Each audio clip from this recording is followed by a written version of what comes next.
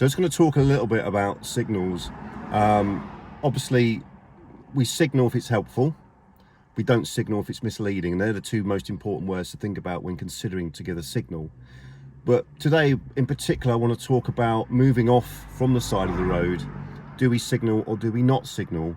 And how would they be marked on the driving test if you signal incorrectly?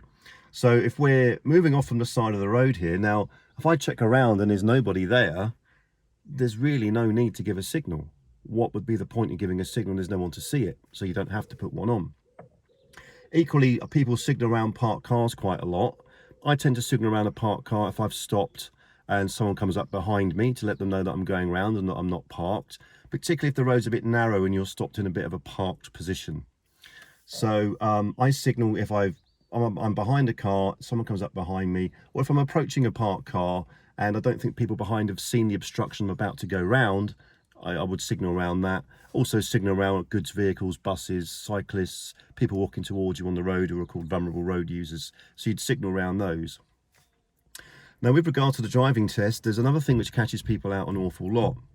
Now, let's say I'm sat here and I'm waiting to move off. And for argument's sake, I see there's a row of 5 cars coming. But after that 5th car, there's clearly a gap to go.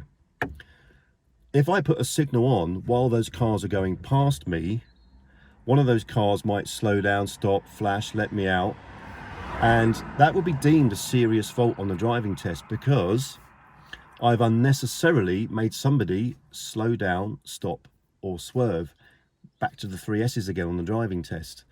And had I waited until that 5th car had gone, I could have perhaps moved off with no signal or just signal for people coming in the opposite direction or pedestrians. So if people are driving past you, do not put a signal on unless perhaps it's rush hour and there's clearly no gap. Then what you could put on is perhaps what we call a begging signal. If you're waiting here in a parked position by the side of the road and vehicles are queuing behind you or somebody stops behind you, then you should put a signal on because they may be trying to edge round and squeeze through a gap.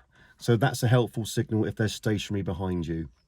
So to make this clear and recap on that, if cars are stationary behind you, waiting to get past, signal. If cars are driving past you, don't signal until they've all gone and then maybe signal for pedestrians or other vehicles coming in the opposite direction.